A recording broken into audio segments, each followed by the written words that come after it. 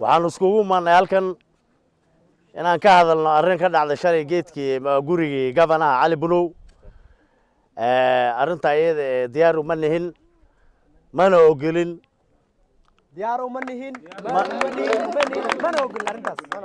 duqeydii shalay meeshaa tagtay ani waa abooyaashay barre sugow baa lii dhaawaa abooyaashay 2 iyo 3 baa adeeriye arrinta marka ani duqeyda markaan saa leeyahay macnaha waxaa way xoogaho waan yar geli karaa duqeyda shalay waad hadlayseen arrin fiican kumiina hadlin haaruun wuu baahan yahay inta la qoray hadday 30 yihiin iyo hadday 100 yihiin waa xaq baan ku lahayn asxaan kuguma hayno cali bunow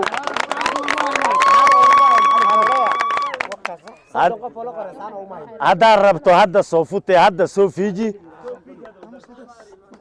hadda soo fiiji xaq baan kugu leeyahay mid xaq aan kugu leeyahay mid adiga aan kaa baryayno mise adiga na siiso asxaan aan kugu hayno mooho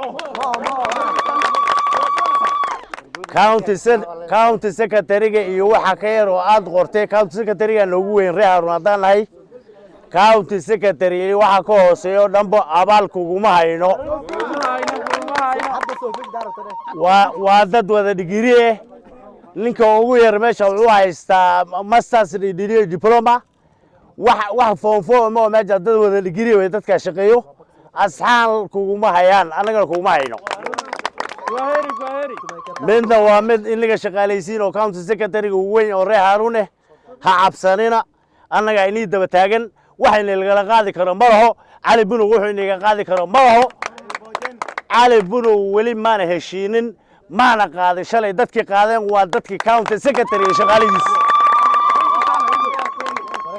dadkii xambaare waa shaqaalihiisa ma oo reer Harun ma oo dadka waa shaqaale kure yaro asagu shaqeeyaan way oo iska cabsadeen marka kureyda ina cabsoonina anaga inaga dambeeyna waxa inaga qaadi karo malaho waxa inaga qaadi karo malaho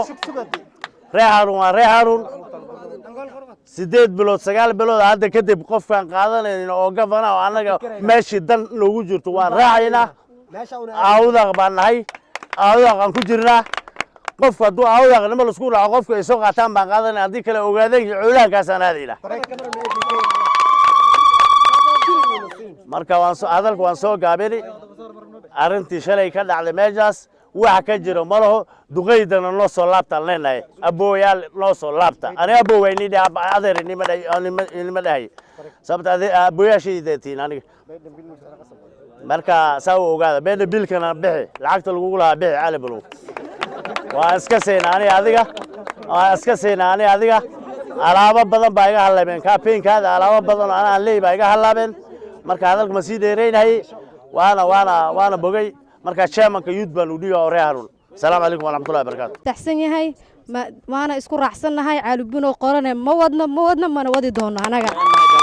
ما بين عندنا دلنا أنا جبر أي لا دلتي أو كانت يكون جرتي أو شقين جرتوا ونضيف كجري على بنو ودتك دارتا أيام كجرني مرك وصاق ولا شيء أيو ترتري ما دام أو ترتري ولا شيء 6 مانت شقين يسو أو بيرر اللي بيجي 6 مانت إلا هذا العقد اللي يقول أول سنين هذا وجهك صارت على بنو ما هذا إنه نصب هذا أنا ومانا باهنان دونتا مانا كو قادي دونا هانا نغسو إنا كو قادنو الحمد لله رب العالمين ثم الصلاة والسلام على أشرف الأنبياء والمرسلين نبينا محمد وعلى آله وصحبه وسلم ما أنت وحان سكوي إيماني ميشان أنه كوضا تشانينو هذا اللير نقلني وحيش علي geedka gafanaga soo baxay arintii gafanaga geedkiisa ka soo baxday oo odayaasha ay shalay ku qaadeen odayaasha waa abayaasheenna waa waalidkeenna ayaga kama hadlayno mowqif ayay leeyihiin mowqifkooda ayay ka hadleen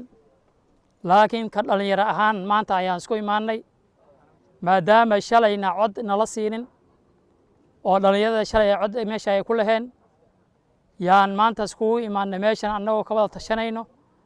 arrinkii meesha shalay ka dhacday waxaana isku raacnay